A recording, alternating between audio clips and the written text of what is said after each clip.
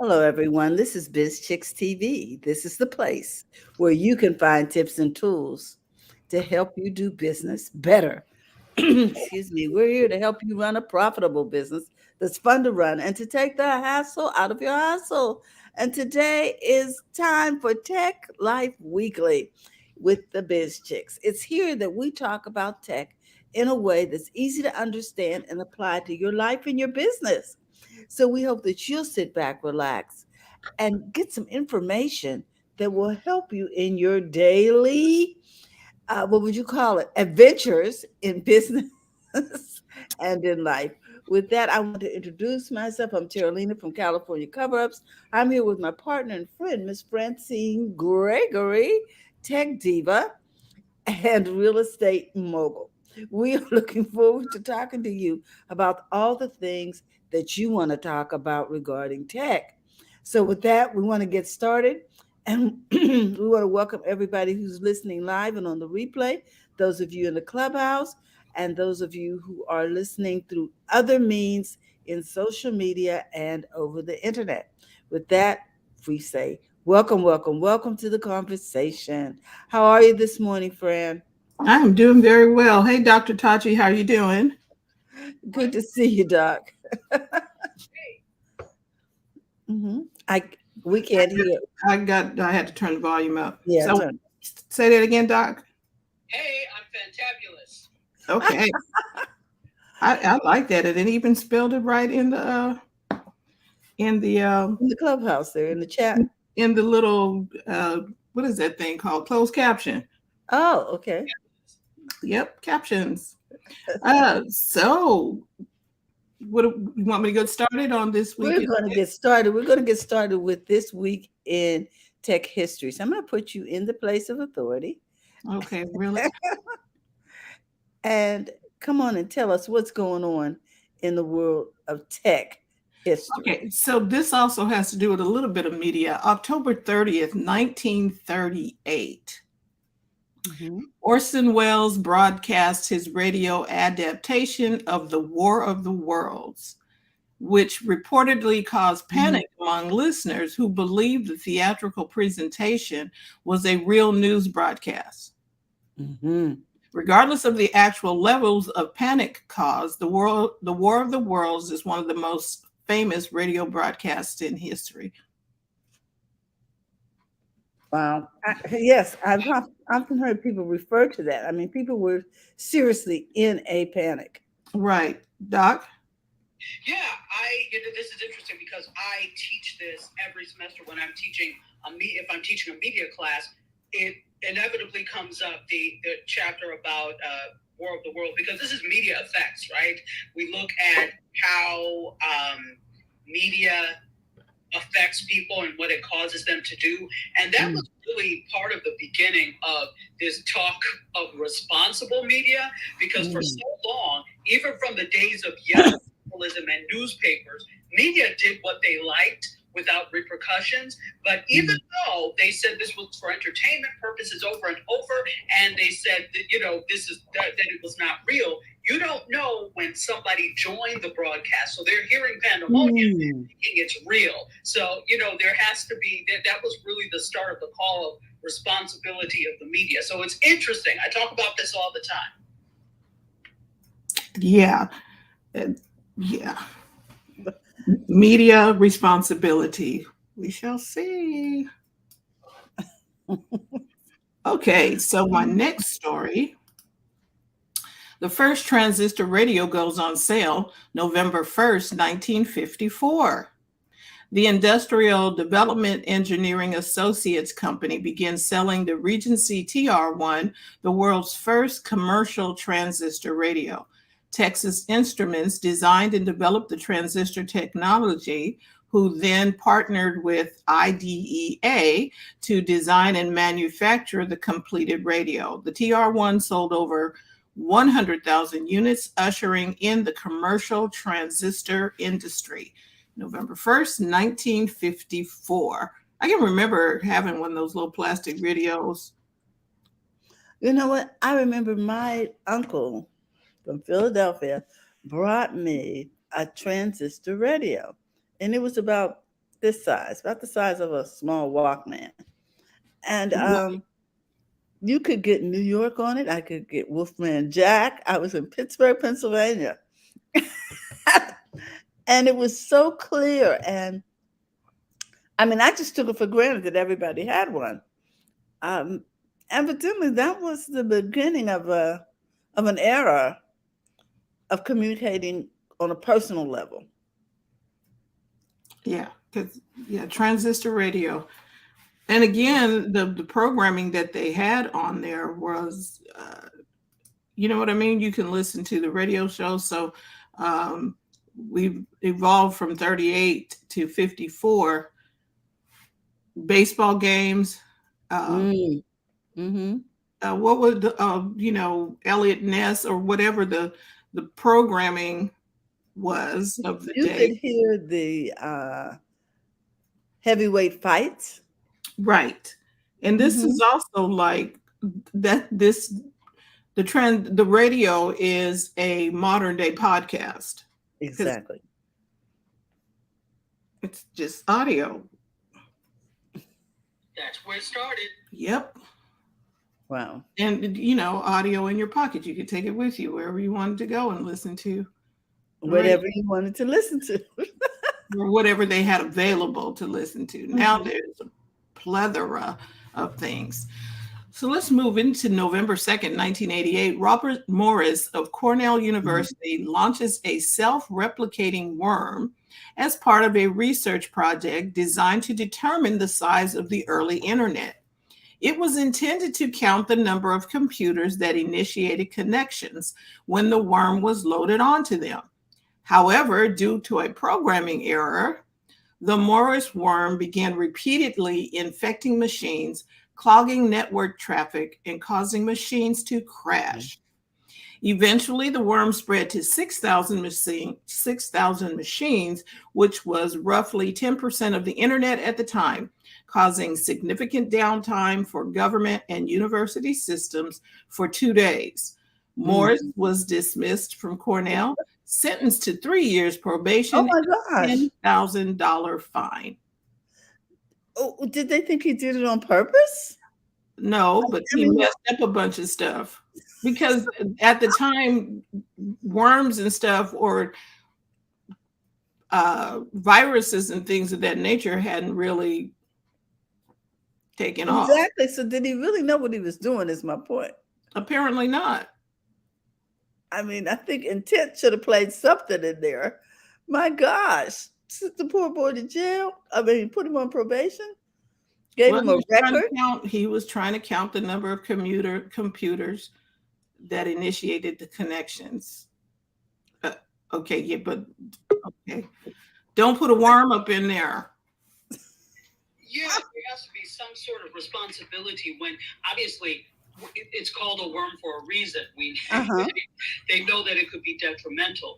And obviously, nobody thinks that he had any ill intent, but if you let this one thing go, then although we haven't learned because there are all sorts of things now and there are no repercussions, it feels like. Right. But interesting. Right. So I agree with Dr. Tachi. I don't think he was doing it maliciously, but you still have responsibility if you mess something up. You set the system down for 2 days. Government and university system. What would have happened had it been on a larger scale when there was more people were on the internet? Because this is just government and universities. This was not like we are today. It was the infancy, yes. Yeah. So he messed up then. So he messed up then so we can figure it out now. Don't play just don't be putting stuff up in there. Now this story that I'm going to share with you, it's really interesting and I have some feelings on it, but I'm going to read it and then we'll talk about it. Okay. First Earthling into orbit. November 3rd, 1957, the Soviet Union launches Sputnik 2, the second spacecraft launched into Earth orbit and the first spacecraft to carry a living creature into orbit. Leica, a Siberian husky dog, unfortunately only survived a few hours into the flight and died from stress and overheating. The Soviets had planned to euthanize Leica regardless, as Sputnik 2 did not have a deorbiting or re-entry technology designed into the spacecraft. Okay. Okay. Really? Peter would be all over that. Yes. Yes. Mm-hmm. Wow. Okay, the dogs don't do well on a plane, and they have to give them a sedative, some of them, to fly on a plane, when you're trying to get them across the country. I didn't know that. The dog in space. Stress, I guess I'd be stressed out too. The dog is in this little confined thing, no people to talk to, nothing, and you just sit. What are you supposed to eat? Or okay, apparently that wasn't a concern, since they were going Right. to euthanize him anyway. Right. Wow. It was very much so. Just to say you were the first spacecraft to carry a living creature. Is that what the goal was? Because I'm not understanding. I have no idea what the goal was. That's an important question too. What is the objective here? I don't think they knew. Okay, No. last story. Attack of the Clones. November 4th, 1982, Compaq announces their compact portable PC, one of the early portable computer designs, and more significantly, the successful IBM compatible PC clone. Compaq eventually succeeded where other similar companies failed because they took considerable care in creating their product on two fronts. First, they created the first 100% IBM compatible BIOS, the only proprietary component of the IBM PC. Spending $1 million to reverse engineer the IBM BIOS using clean room techniques, this also allowed them to avoid copyright infringement charges. Finally, they were legally and financially prepared for the inevitable lawsuit IBM would bring against them, which was then dismissed as expected. By proving that a clean room reverse engineer BIOS could create 100% IBM compatible computers and withstand legal challenges from IBM, Compact Wave made the way for the flood of IBM compatible clones that would begin in the mid-1980s. This was the opening of the Pandora's box that led to IBM losing control of the platform and the emergence of Microsoft and Intel as the dominant technology companies of the PC era. Even though IBM lost control of the platform they created, the weight of the IBM name, combined with the eventual low cost of the IBM compatible platform, crushed nearly all other competing personal computing platforms of the era. Yeah, okay, so now when you read through the terms of service on some different things, they tell you that you cannot reverse engineer. Okay, for those of us who actually read the terms of, they tell you not to, that you promise not to go in there and reverse engineer. Now I understand what they mean. Mm-hmm. Why it's significant. Right. So that is your Week in Tech History. All righty, Didey. Thank you so much, Fran. We really, really appreciate that. I have a couple of stories that I want to share before we get started. I just want to say, hey, TJ, welcome. We have a comment from Linda. She says, I remember my first one and my second one. My dad loved them. I believe she is talking to about the transistor radio. I think so too. And someone said, may the puppy rest in peace. The dog is lost to space. Yes. Yeah. Somebody said, no wonder PC sucked. Okay. goodness. Now. Well, I just want I got a couple of stories I want to share with you. You know, I always like things about young entrepreneurs. So I want to start with this. There is a website just for kids to go in and create their products and create websites and market them. And I Wow. don't know, I don't know if you're familiar with this, but let me do this. Add this to the screen. Can you see this? Yep. Yeah. Called Mhm. Mighty. Mhm. And let me get in here. Gets this one to get into the right. Okay, so my, can you see me scrolling? Yeah. Yes. Good. Okay, I'm gonna scroll up to the top. Don't get a headache. Close your eyes, guys. Okay. It says this is where kids can become CEOs. Everything you need to launch your first business today.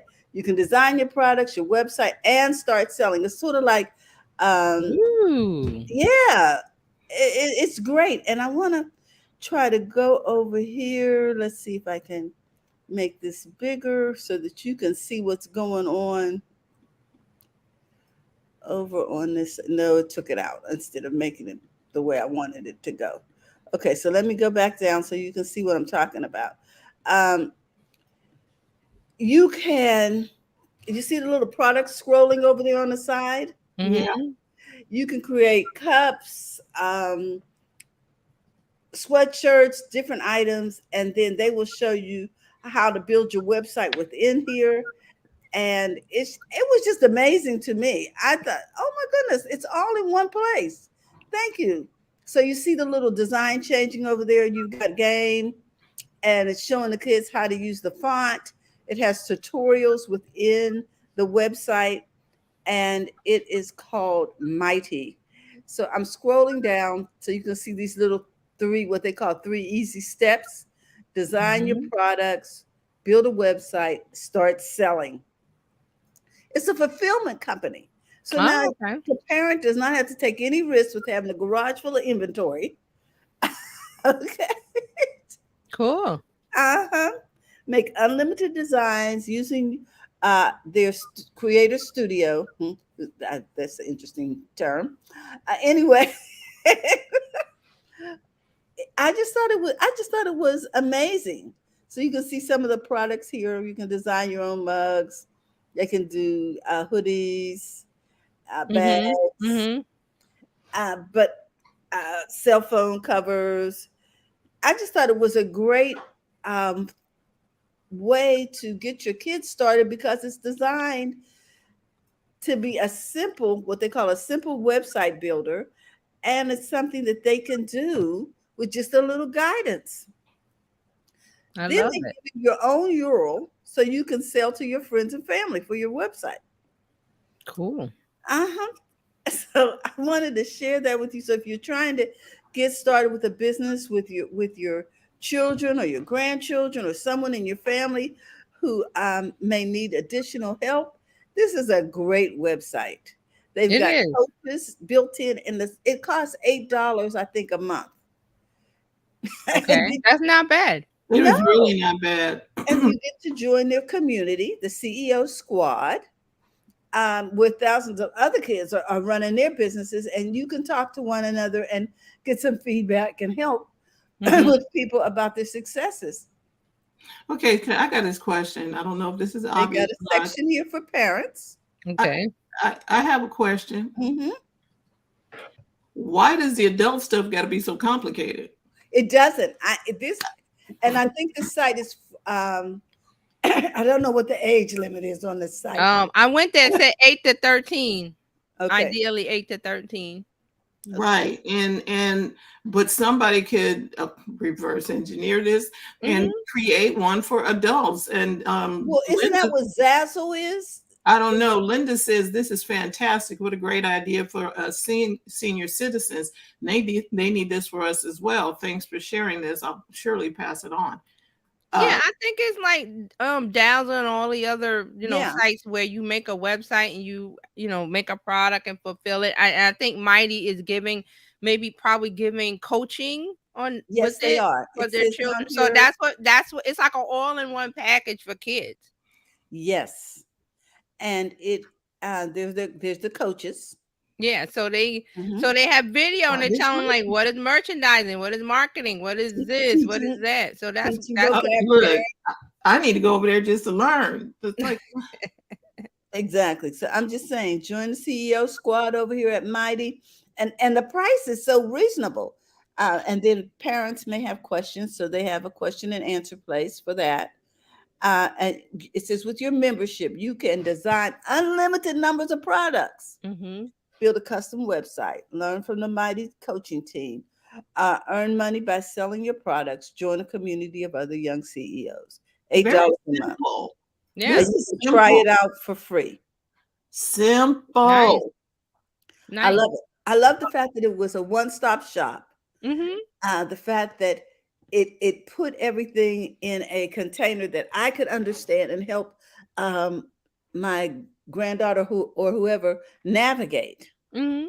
Okay, and then it says it's a public benefit corporation backed by some of the world's leading investors who care about business as a force for good. Fran is always Mm, talking about using your your powers for powers for good. good. Yes. They're a global recognized brand. And here's what people are saying. So if you want to know, you can go to TechCrunch, The Hustle, La Figueroa, and find out what's going on, Mhm. in terms from their perspective with tech. But I thought this was a great little It site. is. So I was looking, they said the coaching section of it is they do live chat and email to answer any questions that your child or you have. They produce content like CEO boot camp video series to teach your child the skills of entrepreneurship that will help them succeed with the business. And then they drop new content each week, including design contests, inspirational videos from other successful CEOs, Q&As with the Mighty team, and much, much more. That's a lot for $8. I thought it That's was that's amazing value. for $8. Yeah, I was like, yes. Wow. yeah, I'm looking love it. forward to my bracelets being over there.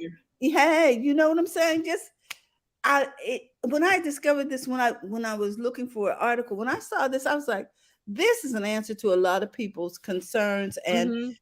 I don't have the skills to help my kids with this and that and the other. I don't know how to build a website. This answers a lot of those questions and resolves a lot of concerns. Right. So I wanted to share that with you. It's And I called. love the fact that this ties into they get to see their efforts, the results of their efforts in real time. Like they're doing it. Like mommy and daddy isn't doing it for me. I'm doing it. Like I'm designing my t-shirt, my website, my this and that. Exactly. And I think this is a great thing because it teaches creativity. It teaches them to take responsibility for things because we all know the age of where you had a project, but your parents actually did them. Okay, not mine. Mhm. But Me neither. but others. But this is actually their own, so they get a little bit of guidance, but they actually get to create things, and then they actually get to monetize off of it. Exactly. Yes. We're Which not taught about the value of monetization and making money. It's been such a taboo subject forever. So, yeah, kids need to make money because they need to understand the value of it. So, Agreed. this is what you call across the board, across the curriculum. You got art going on, math going on, creativity. You got teams going on when you talk about coaching and coming to the boot camps and the Mhm. tutorials. There's all Mhm. kinds of things going on here. Auditory skills, learning to take instructions, verbal instruction, and apply them. It was just I really loved it. So there you go, Mighty, where kids become CEOs. Love it. Like it. And I believe the URL for this is mighty.business. Is that correct? Mhm. Yeah, I think so. Yes. Mighty dot business. I'm going to pass this on because, okay, all my children and grandchildren should be like, Exactly. Exactly. everybody got I something. just thought Yeah. this was a winner, guys. So I'm gonna stop sharing, but I liked that article and I was just like, oh, I found something new. I Yeah. love it. I do too. So Awesome. the one more thing that I wanted to share with you is about Tech Kids Unlimited, which is a website that works with children who have uh, different learning styles. Okay. Okay. Let's see if I can get this screen share going here.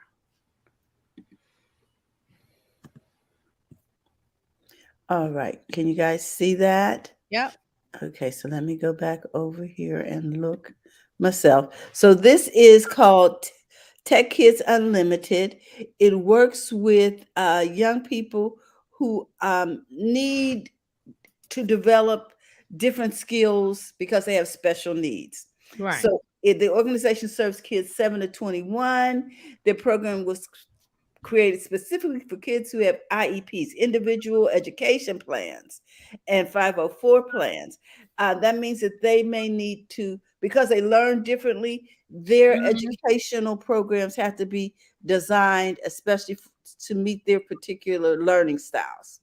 It's Okay. based in New York City, Oh. and it, it allows the kids to just develop in their own way. So I'm going to click here where it says Tech Kids Unlimited.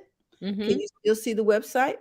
Yes. Oh, good. They have fall workshops coming up. It says you can attend in person or join online, and financial aid is available. Okay, so we don't see the where you went on the URL. We just see that. Oh, it's now techkidsunlimited.org. Right. It yeah, it just doesn't show us in the screen. Okay. So it's called Tech Kids with an S, unlimited.org. Okay, cool. Okay. And now the teaching technology to kids who learn differently. And you can see the kids in the program. They're all on laptops. They're all on their individual education plans. And it says their mission, Tech Kids Unlimited, is on a mission to empower neurodiverse students. I love that language. You know, we always come up Mm-hmm. with this language, neurodiverse students' lives through computer science principles and technology skills.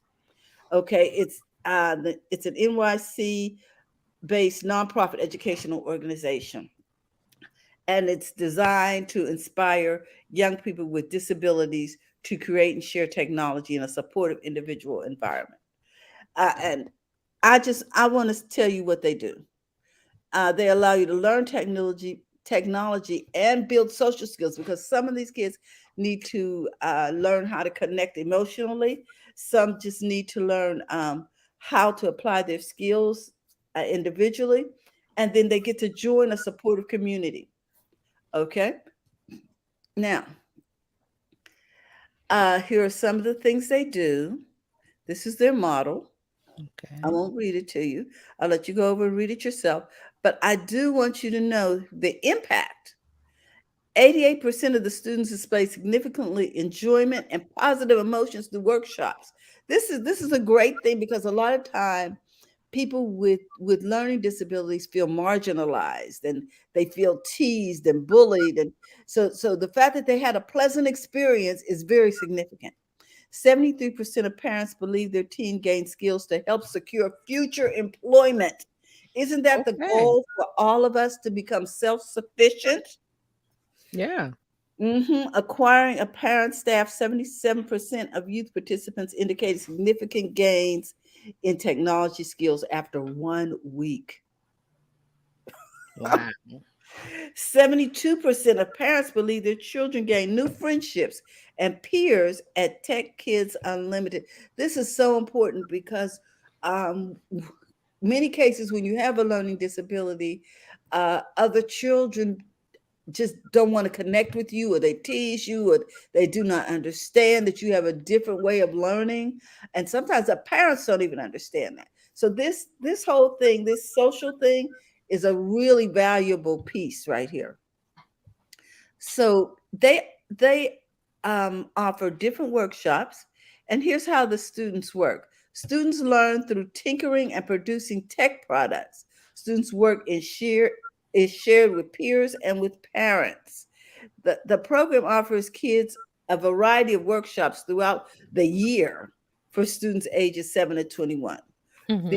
These topics include coding, graphic design, video editing, music production, web design, digital art, and more.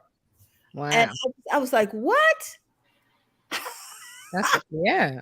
And the fact that it's online, that's why I said, okay, it's not just in New York City, it's actually online. And here are some of the workshops and the schedule coming up.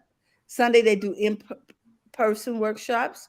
Uh, then they have free after school workshops, certificate programs, virtual parent talks, Mm-hmm. hackathons. It's just really amazing. And I was scrolling down and I was seeing Teen Tech Socials, digital agency, creative tech internship, college access program. So you're worried, will they get into college? Well, here's a program that will help them do that. Career readiness internship summer program, CRISP. And then they even have a gaming workshop. Okay. All right. And look at the price on these workshops, $20.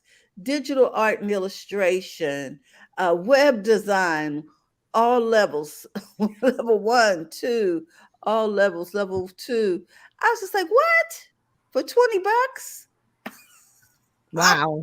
And you see the kids on Zoom. So that, I guess that's the virtual workshop. Mm-hmm. But so I thought sharing these two sites with our community would be helpful. TechKidsUnlimited.org Cool. and Mighty. And Mhm. so, guys, that's all I got. All Thank you. right. And What I I hope like it's about this helpful. whole thing is that there is they it's easier for those coming behind us now Yeah. instead of trudging through the mud and the snow up to your neck and all of the other stuff we had to go through. They can come in and Girl, I be remember when it was a chore just to pick the color for your website. Remember they had all those sheets and I was like, what? We got to do what to find the color? it's like, wow. Oh my gosh. It was just a joy. So yeah, the fact that they have simplified things is a blessing. Yeah. It And it is. makes it easier for us to help others. Right. So with that, I'm gonna pass it off to TJ. Hey TJ. Hello. Okay. I mean, that's some great stuff there. I love it. Love it. Oh, good. I'm glad All you right. guys enjoyed it. Okay. So let's talk about social Mhm. media, the social media news and updates for this week. And I'm gonna leave the big one for last because we're gonna have a lot to talk about. So you know who I'm talking about. Right, buckle your So yeah, seatbelts, we're gonna everybody. save that for later. But let's start with Snapchat. Okay, Snap and Amazon are partnering on AR shopping in the Snapchat app, and they're gonna start with eyewear.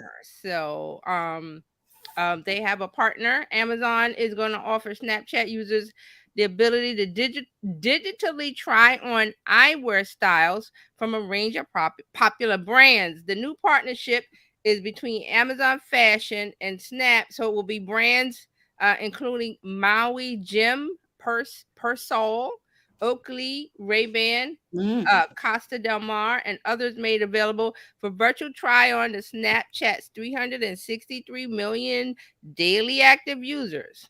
Okay, Mm, so they're going to be shopping lenses in categories like sunglasses, reading glasses, and seasonal glasses.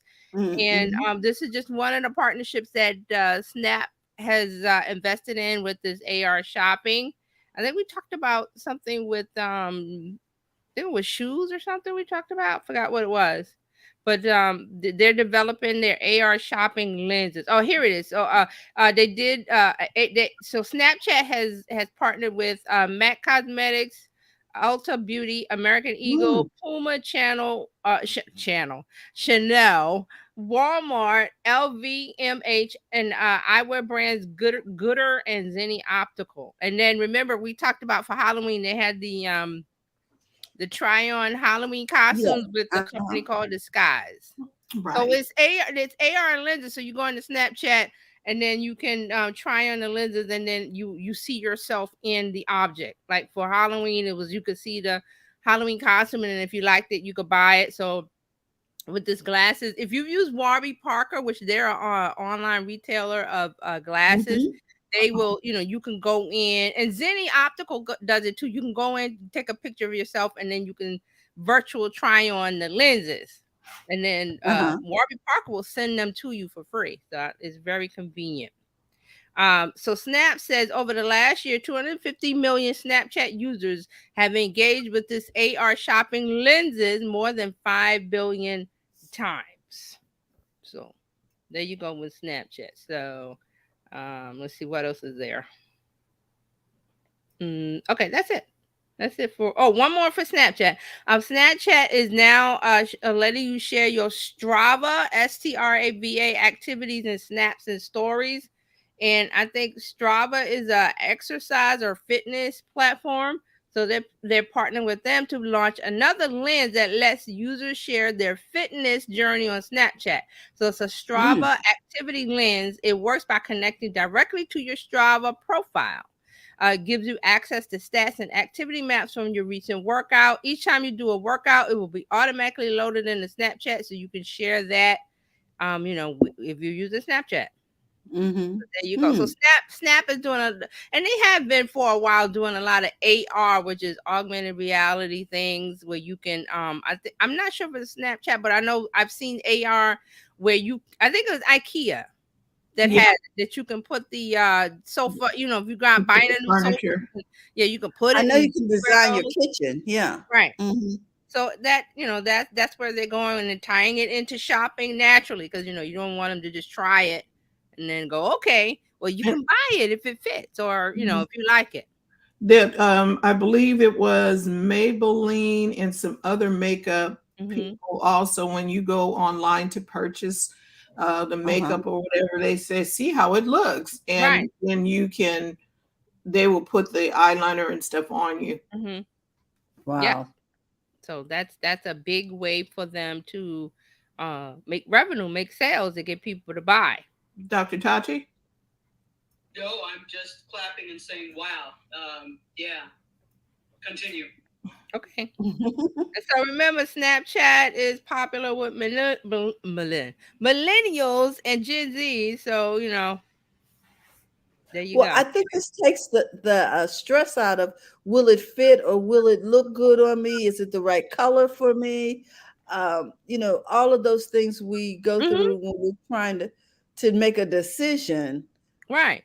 Being able to try it on or to try it out, like the Right. makeup, is really Yeah, it's good for convenient. I don't learning have to about it. go to the store. I don't have to go to whatever. I can use my phone, or you can do it on the desktop too. With if you have a camera, Mhm. take the picture and you try it on. You see whether you like it and you buy it. So they're shortening that line between trying and buying. Right. Mm-hmm. And returns, it'll cut down Yeah, on the returns too. exactly. All right, here's one we haven't talked about. Signal is Mhm. rolling out Snapchat like stories feature. Now, if you don't know what Signal is, it's encrypted messaging app, like WhatsApp, like Telegram, but Signal is supposed to Telegram. be the one that has like the highest security on it, I believe. I forgot what the stats were. But it's an encrypted messaging app. They're going to have a stories feature with video, pictures, or text that disappear after 24 hours. You know the deal. You've seen it in Snapchat. You've seen it in Instagram. You see it everywhere. So Signal is going to do this. And now Signal is used by journalists, activists, and privacy-minded individuals, because I believe I have to double check, but Signal is like the top of all of these apps as far as encrypted messaging, and WhatsApp's at the bottom. So a lot of people use Signal who have to trust in talking to people and having their messages encrypted and having a level of security. So they are going to run these allow people to add stories. Signal will not run ads on the stories or track user data in any way. And you ask why, because this will make the app appeal to everyone, not just people that need it for private, secure level communications. So the Okay. thing about it is, I think we said this before, an app needs DAU, daily active users. They don't Yeah. need signups. Person can sign up and go. They don't need monthly active users. Those people are not involved. They need daily active users. So they're trying to increase their activity and trying to bust out of that. Okay, we're only being used by journalists for privacy and security. Let's get everyday users in there. And when you go in, it looks like the messaging app. It looks like WhatsApp. It looks like Telegram, if Messenger, any of the other messaging apps you've used. It looks like that. So they're adding stories to the app. I have a quick question. Yeah. Mm-hmm. So in order to make this work, the people that are using it, your friends have to use it as well, correct? Right. Yes. Okay. Yes. Your friends have to use it as well. So that's like one of the key things of, and then that's why I was mentioning about the people that use it and why they're using it. They're already using it because, it's got like the best encryption out of all of the apps. And so they use it. They tell their friends, oh, whatever, talk to me on Signal, and they get it. So that is that level of, okay, how well known is this app among people who are not in that we care about security of our messages pool. So this is one of the things they're doing to try to pull people in, along with with the encryption. Okay. So. Wow, if your stuff is that top secret, do you really want to make a story about it? But okay. But no, you're in with your friends. It's not public. Yeah. It's not public. It's like Snapchat. Snapchat has the private part and the public part. So Signal is like the private part only. Okay. So just it's not public. It has to be connected.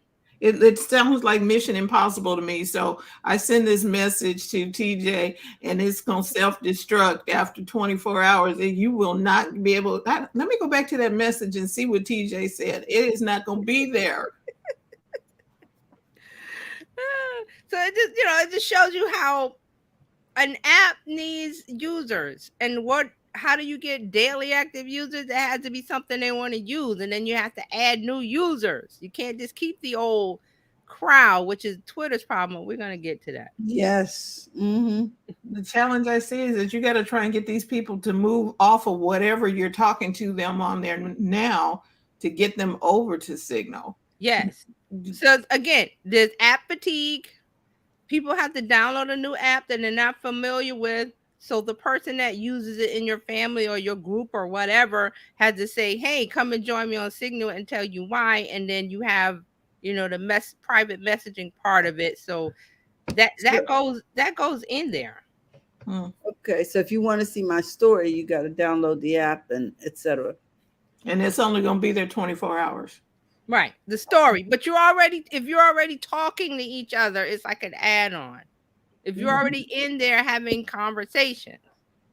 Okay. All right. So I'm just making sure that I got all of the odd ones. All the odd ones, I love it. We're not odd, but we rarely talk about them. We rarely. Okay, here's one more. Substack. If you haven't heard of Substack, it's the newsletter platform where you can create newsletters and then have people sign up for them. It's mostly journalists and writers that use it on Twitter. So Substack has added chat service to their Substack. So it's called Substack Chat. It's a new discussions feature designed to provide content creators with the means to build up their own online communities outside of social media. And so this Substack has been rising in other apps because of the Twitter fallout. People, want to leave and everything, so they're looking for new things. So all of these apps are starting to add on new stuff to attract those people that are leaving Twitter. So Substack Chat allows writers, podcasters, and other creators to host conversations with their audience, setting a topic for discussion without needing to hack together integrations with services such as Discord, Telegram, or Slack. The chat can be made available to all subscribers or restricted to those that pay for content, because the thing with Substack is that you can do a free newsletter or you could do one that's paid. Or you can have more than one. So that depends. So they're saying you could add the Substack chat, which is just text messaging back and forth within the app, you can add it to a free newsletter or one that people are paying for. Okay, so my daughter's coming on. I'm like, what's going on? Oh, a package. We got a package. Because I'm like, what is that? Somebody's coming in. Oh, because I heard a siren. I was like, oh, Yes, I did. That you hear all the time. what's going Oh, on? Yeah, no, everybody was like, okay, TJ is not looking over here. So The siren, I didn't even register it because it happens like all day, all the time. No, the oh. door is this way, so I was like, "Who's coming in my house?" So this is my daughter with a package. All right, so Substack. So Substack is writers and podcasters. You can put a podcast in your Substack. You can, if you're writing newsletters, you can have people sign up for it. And so they're adding a chat feature and saying this could be an alternative community for those who are leaving Twitter. Oh, they So just here's came a right quote. out with it, huh? Yeah, so here's a quote from Substack. Chat is a community space reimagined specifically for writers and creators. It's like having your own private social network where you make the rules. So they're trying to, capitalize on the thing that's going on with Musk and Twitter. So they're doing that. So right now, chat is only available on the iOS app, and they're going to work on putting it on the web and Android to follow. So that is Substack. If you didn't know about I Substack, was not aware of them. Okay. and I went in and I said, "Oh, I have a Substack account," and I forgot all about it. All right, so let's go to Instagram. Where's Instagram? Oh, here we go. Instagram will soon allow select creators to make and sell NFTs directly in the app.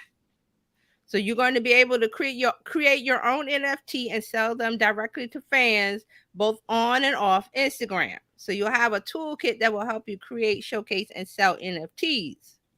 Now, if you're on Instagram, they will be able to buy the NFT directly in the app. Meta says the process will take place with traditional in-app purchases across iOS and Android.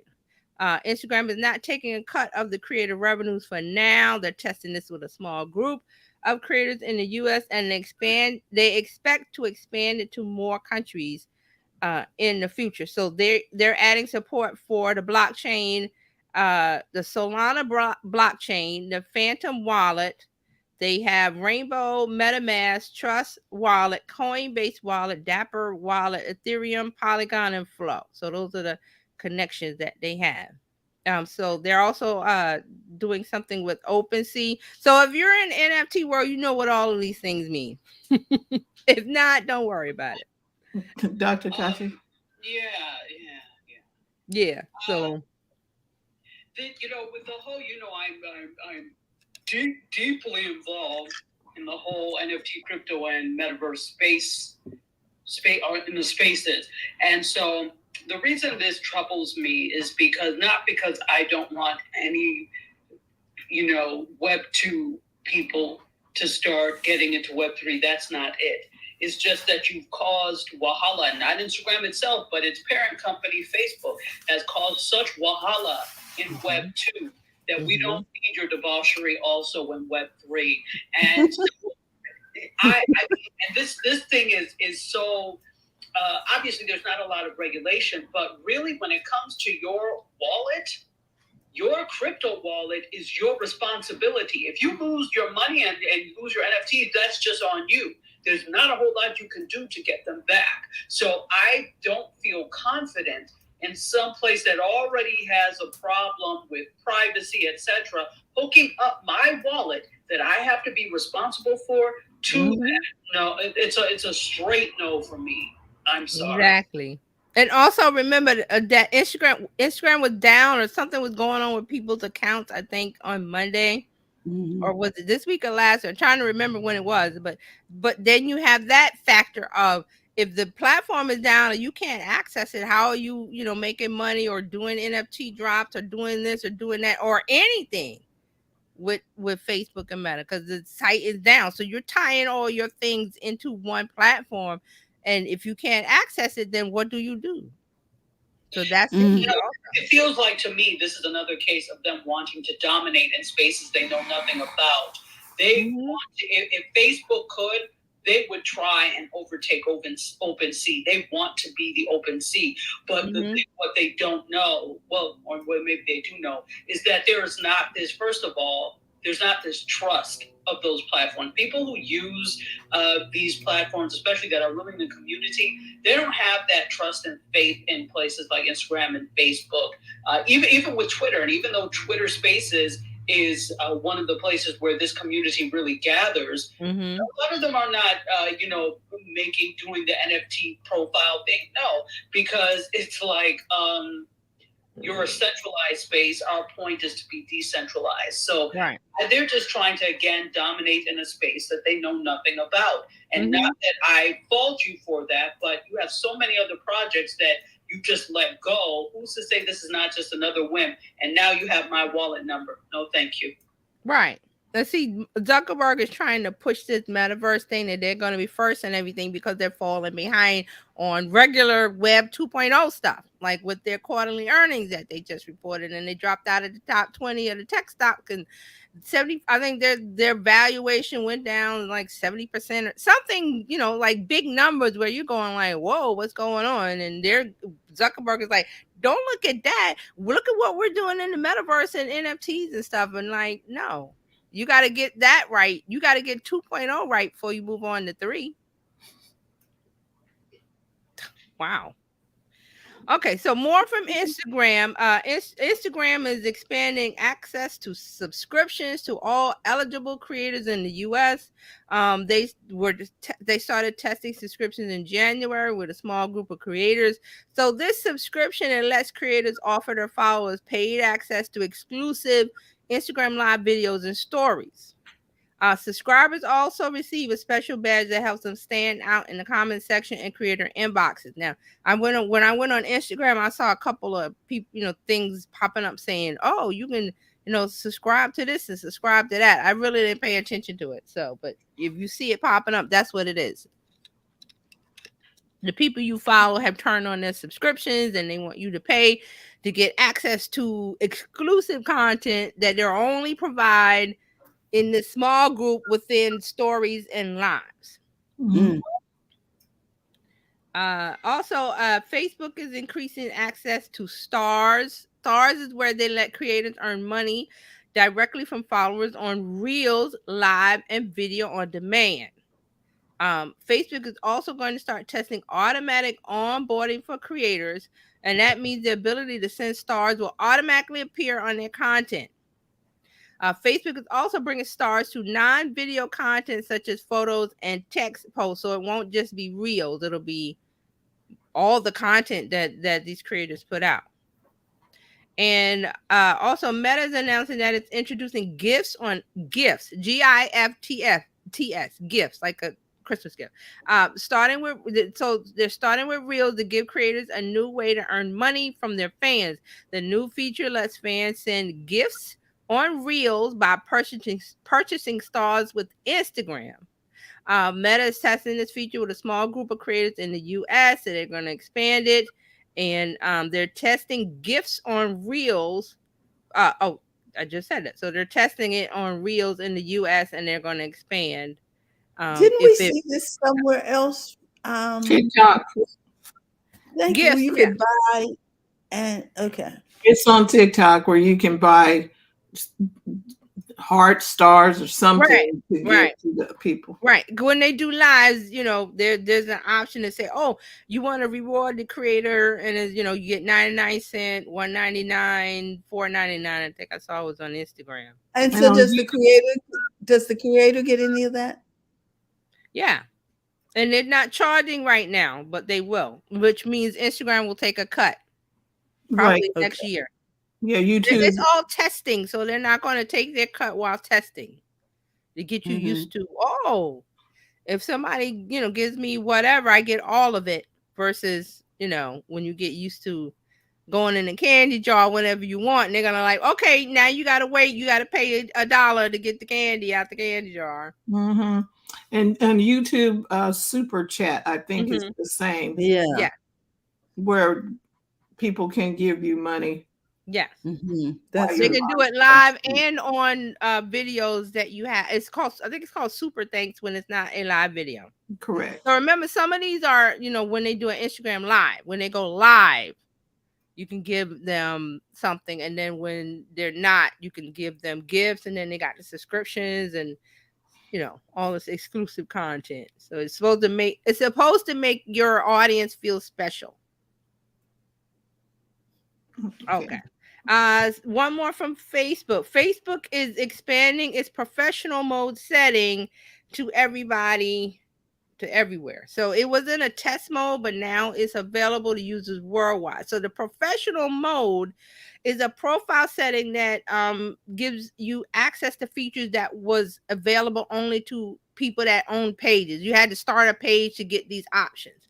So now they're giving something called professional profile. So you have access to things that were just available on pages. So Okay. we went all the way around the mulberry bush to come right back here on our profiles where we now we can turn our profile and make that professional, and we didn't have to set up a page. Yes. Because remember, people were taking their personal profiles and using it for business, and then they were saying, no, you had to have a business page. And now they're saying, oh, now you can have a professional profile where you could talk about your business and keep it separate from your personal, because your friends and family don't want to hear you talking about it. So you can have a professional profile that's public, where people who might want to hear you talk about real estate or this or that, and they can look at that profile.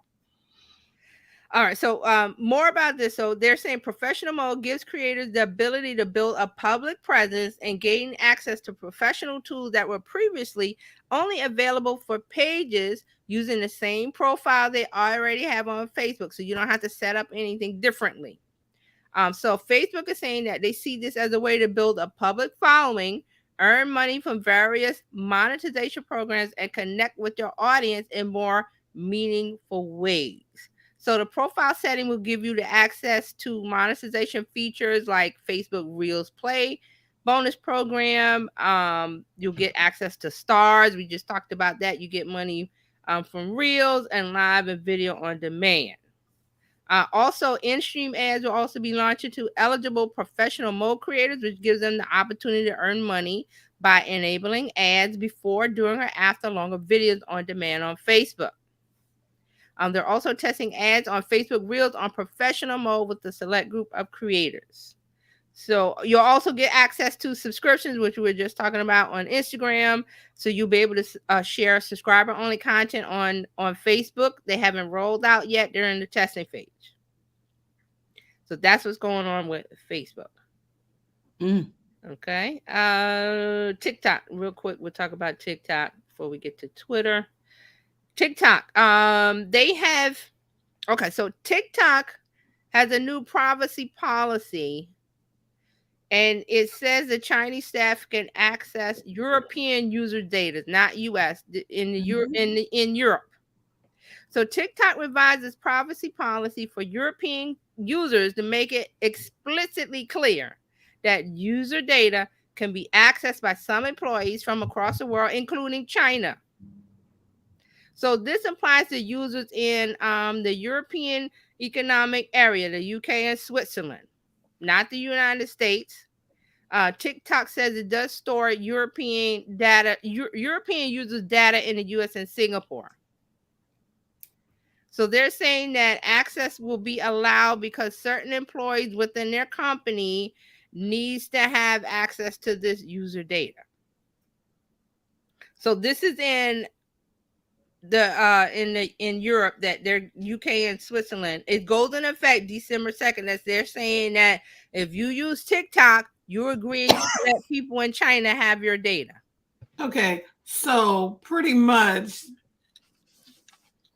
they're just gonna be blatantly telling us now that they're taking data. I don't care if they said it was Europe or what. Right. So remember, they're in negotiations with Congress about I forgot what it is. So there's so many moving parts. So they're in negotiation with us about about usage and data in China, but they're saying that, oh, China doesn't have access to your data because your servers are in the US and some are in Singapore. But now they're telling Europe on the side of their face, oh, well, we're going to use your data regardless. China has access. They're just coming straight out and saying it. So they have access to our stuff too. They just don't want Congress. They think Congress ain't listening. They're in negotiations with Congress now about the security and all that stuff, because there are two senators and the head of the FCC was asking Apple and Google to take it out because of this.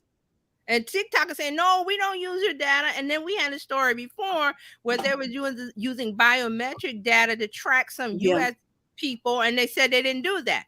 So now they're telling Europe users that that your data is accessible by China, and you have nothing to say about it because we're updating our privacy policy on December 2nd. So if you use it on December 2nd, you're saying it's okay for China to get your data. But then they're saying, oh, we're not going to use it for any nefarious reasons. We just need it for certain things so they can do their job. I don't know. Okay, we're supposed to believe this. I'm just saying this. They're telling Europe straight up. And but my thing is, how much difference is it to separate us from them? It is. This is X's, O's, ones and zeros. It is not that easy. It's not that hard to cross over. What they're trying to say is that U.S. users don't have anything to worry about because the servers are owned by Oracle and they're here. But it's the Chinese company. They wrote the code. And they would talk about they found the back channel where the engineers were talking about how they bragged that they have a master key in China. So what do you believe? Question. I'm sorry, I have a question. What are they proposing to do? Us or TikTok? The government. Our government or Europe? Okay, both. What are they proposing to do? Well, they haven't. Well, in Europe, it's like, who's stopping them? Because they're saying that they're changing the privacy policy on December 2nd. And Europe has not called them on the carpet. It's what it sounds like. The only people that have called TikTok to the carpet is India. India got rid of the app. And then the head of the FCC here, which he can't make that decision, he can only recommend. He says it should be gone here in America. But how are they going to do that when this is the most popular app? I'm just saying. It's the most popular app. Pull the plug is what I say. If they're gonna do all that, and they just blatantly told the Europe. Yes, that's what it says. Explicitly clear that user data can be accessed by some employees from across the world, including China. Okay, nope, you're out, deuces. And if that don't make and user data is everything that you put in there. Mm-mm. They're not going to do anything. I'm telling you, these here the problem, especially here, is that we don't have, even with all your highfalutin tech committees, we don't have people who understand enough about technology, social media, and the problems and the maladies with them to actually do anything that counts. They'll say, oh, well, they should be canceled. All right, but you're not really giving concrete steps as to how. Because the other end of this, though, even though the U.S. security supersedes individual freedoms and such, there are a lot of people that have their livelihoods tied to TikTok. Right. You should never put all of your eggs in one basket, one raggedy basket, but that's one raggedy basket. So, you really have to tread carefully because it's really not just, this is different than other times where it came to security. Other times it wasn't really about people's livelihoods being tied to this. So I think they have to really take some time and tread carefully. And not that I'm saying they need to stay, but they're making these fantastic claims now, and they don't have anything to back it up. So I'll just say something that my mother says when people say things that just don't make sense.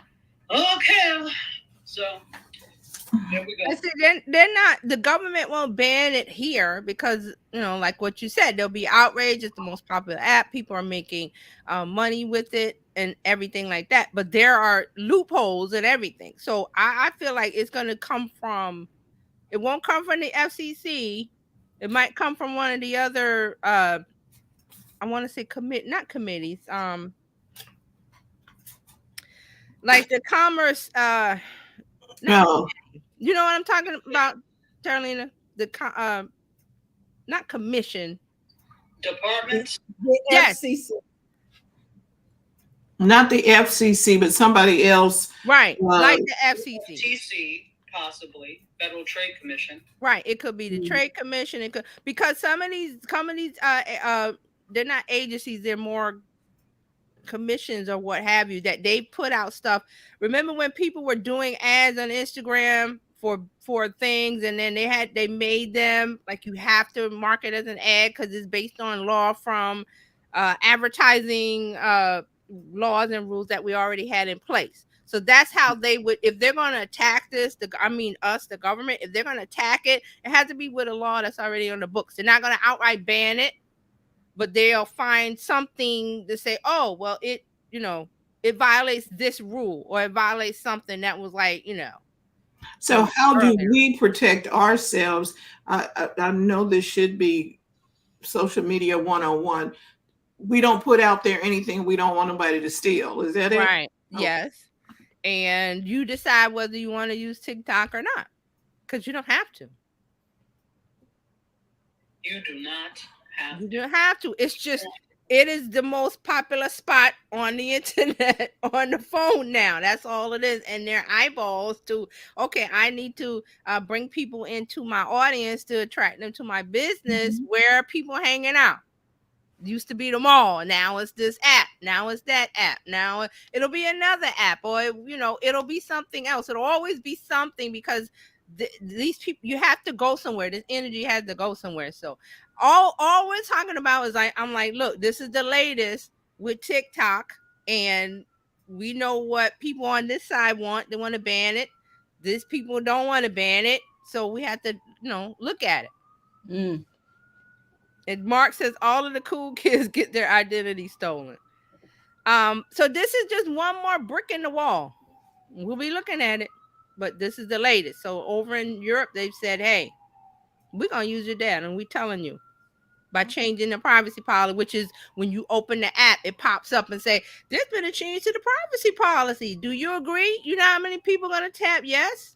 And not even read it. And Not read it, not even a thought. So we're going to take your child as collateral, and yet they click away. okay. So now we get to the big whale of Twitter. Man, this is crazy. Y'all buckled So up, holding on to something. Elon bought it last Friday, right? Yes. So we talked about this on Tuesday, how things were changing with Twitter, and he's doing this and he's doing that. I can't keep up with what's going on. Okay, so this is what's going on as of right now today. Let me go to the one that's happening right now, because there's a class action lawsuit over mass employee layoffs, because he said today at 9 a.m. Pacific time, they were sending out emails to people who were either fired or you get to stay. Okay. So there was an internal memo sent to Twitter employees, said that they would do layoffs today, and he wants to get rid of half of the 7,500 employees. All right, so they're saying that you'll get today. They got an email saying your role at Twitter. If an employee is keeping their job, they'll be notified with their work mail. If they let go, they'll be notified on a personal address. Now, they're going to sue because they can't do that, because when they sign their employee contract, that they need 60 days before you get rid of the employees.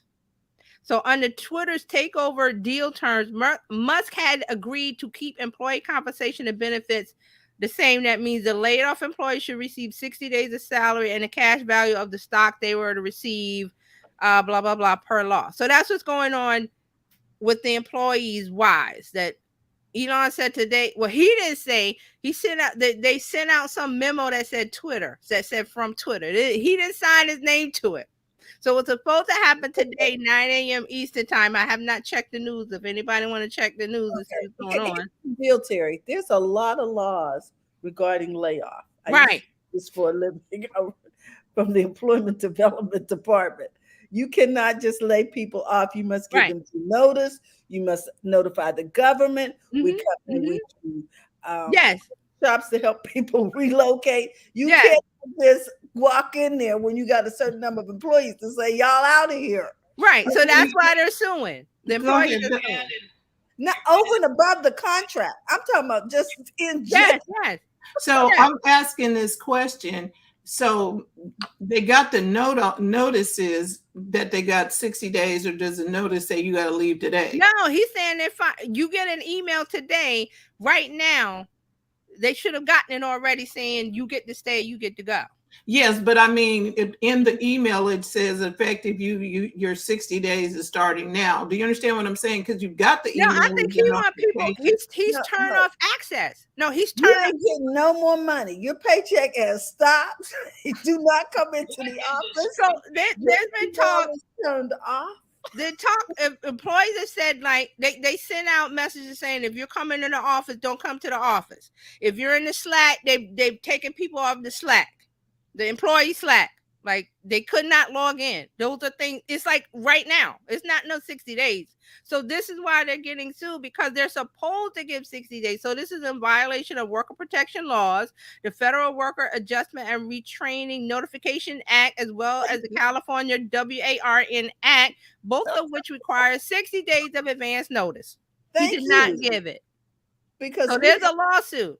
Yeah, and we have to go in there. We have to prepare people to, find. Yes. So now that's the latest. So what's been happening in the past 7 days? He has enraged people on Twitter by saying people who have blue check should pay as much as $20 a month for the blue check or lose your blue check. Mm-hmm. Then he changed it to $8 a month for the Twitter blue check, and with the $8 you'll get more. You'll get more features. So he's saying that you get priority in replies, mentions in search, ability to post long videos and audio. You won't get as many ads. Well, he doesn't have any advertisers anyway. And you get a paywall bypass for selected publishers. So he wants to generate 50% of Twitter's revenue intake from subscribers, reducing the app's reliance on ads, because GM has dropped out and a whole bunch of other people have followed. Corporations have followed, saying they're not going to run ads on Twitter. What did we say before? An app needs revenue. They either get it from subscribers or ads. Elon can't get it from ads. Wow, Mark said this too. Go ahead, Doc. Go ahead, Dr. Tachi. Oh, okay. No, go to Mark and then I'll go. Okay. Mark said allegedly Elon has ordered developers to figure out a way to make people pay to watch video on Twitter. For real? And there's one more thing. Let me add in there that he wants to bring Vine back, which makes sense. Vine made sense. Now Vine did really make sense. Yeah. So he's talking about bringing back that to compete with TikTok. And if he can get them to axe TikTok, he is in perfect position. But here's the thing.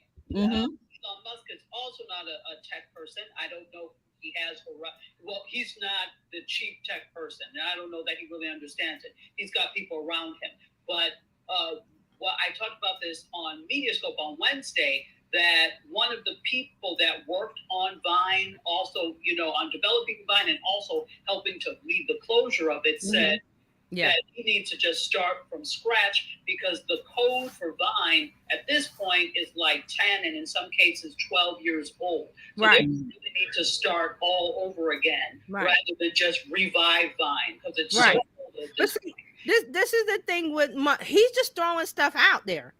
He's not looking at the viability of the buying code. I agree, it's old code. You would have to start over. You would have to start scratch. But he's just throwing things out. First, he says if you want to keep your blue check, you got to pay $20 a month.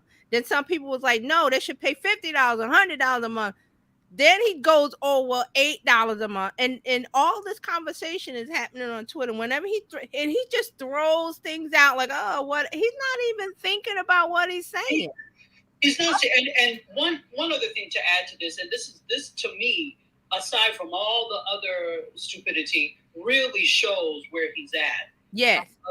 He's also saying that he's planning to end Twitter's policy. Remember that during the pandemic, they were going to allow workers to work from home forever. Right. Mm-hmm. Goldberg says that he's trying to end that. That right. shows that you want to be an overseer. He did that with Tesla. He did that with his Tesla employees. He told them they had to come back from remote work or they were fired. So this is it. You know what you're getting. This is the devil, because you've seen him how he's reacted with everything else before today with Twitter. So I don't know why they think Twitter's gonna be a different animal. He doesn't know what he's just throwing things out. We're different. We're not Tesla. We're different. Oh, it's like when weird example, but somehow there's this a man would cheat on a woman, and then the woman he gets with somehow thinks she's different. Right. He did it to her. He will do it to you. Exactly. Musk is the cheating man. Exactly. I agree. I think the man is genius because we know that every time he says something crazy, he makes the news. But that's what it is. It's about making the news. Publicity. He bought. I believe he just. I didn't think he didn't want Twitter, but he got into this thing where he just threw it out, and somebody called him on it, and he was like, "Well, I'll show you. I got enough money. I got trillions of dollars, and I'm gonna buy it." And that's why there was that back and forth where he was like, he didn't want to buy it. He's gonna back out because I didn't think he was gonna buy it, only because it was a shiny thing that he saw to play with, and he got tired of it and put it down. But Twitter was like, no. We have an agreement. Right, we have an agreement. Also, you have to remember that some of the money that he got from Saudi Arabia and China. Stop. May I add one other thing? That's right, he sure did. To say that, okay, we all know that autism is on a spectrum, and that there are many people that are autistic, particularly with Asperger's syndrome, that are very productive. Musk has Asperger's syndrome, and not for everyone, but part of the thing is impulse control. Yes. So when we're seeing all of this behavior, it is not surprising because, again, I am not a therapist, I am not a psychiatrist, I am not that kind of doctor. But from the little I know about it, that part of that is that. So it's not that he doesn't know what he's doing, but I think part of Asperger's syndrome, part of it is also impulse control, and that's not for everyone because, again, a spectrum means everyone is different. So again, when we're seeing some of these things, I'm buying Twitter, I'm not doing it. The $20 is $8. It's right in line with whatever is going on. The thing is, he has enough money to make all of that go away, if that makes any sense. Right. A person, a normal, regular, everyday person with Asperger's syndrome was doing this type of thing, it wouldn't fly. But because he has enough money to buy the world several times over, nobody says anything, which to me is very dangerous. And the thing is, I say it's like Mr. Toad's wild ride. We don't know what's happening. We don't know what's going to happen. It's not stable. So the thing is, do you stay on Twitter or not? For now, yeah, I say stay on it if you want to. But if you never dealt with Twitter and you don't care about it and you don't want it, you don't like Elon, I say leave because there's other places to go. All of these other apps are starting to put little things out to say, hey, wait a minute. These Twitter users got to go somewhere. Let's make something that is attractive to them. So it's a sad thing. Well, I don't know if it's sad or anything, but that's just how it works. Things evolve. The Twitter of today is not the Twitter when it first started.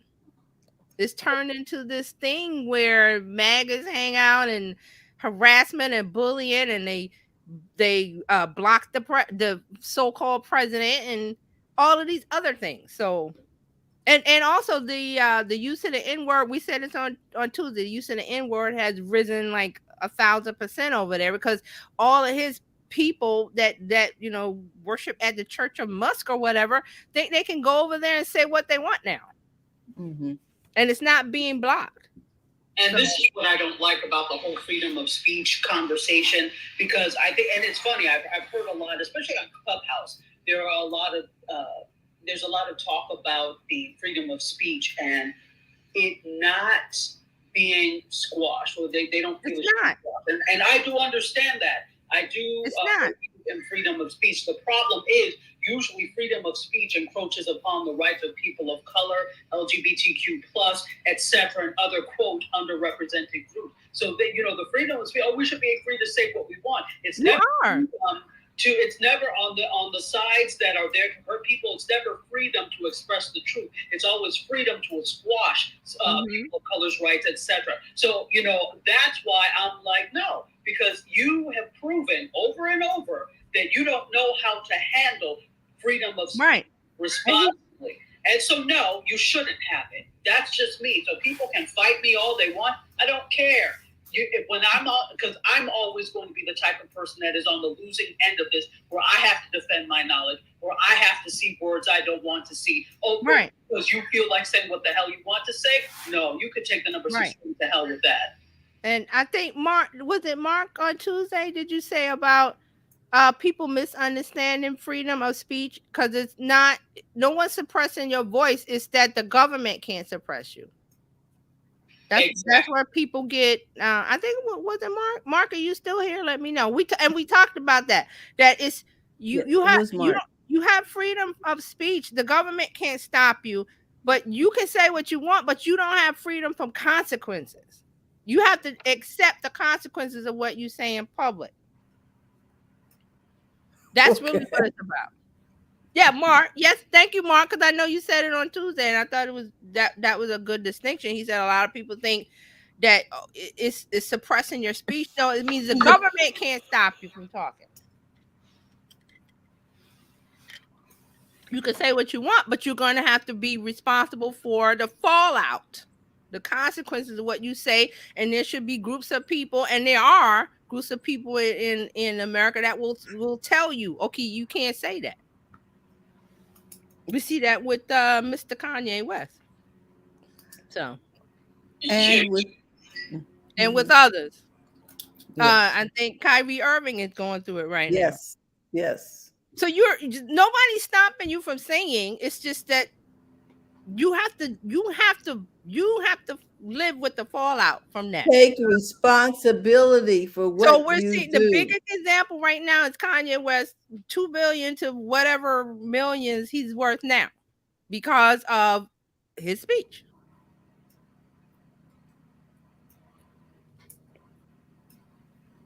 And you have it.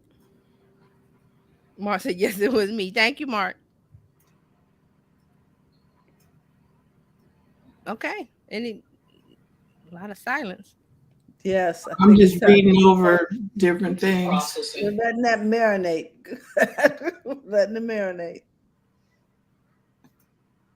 So with Twitter and the Elon Musk saga, I was like, okay, I don't really care if he buys it or not because I'm just not invested in it.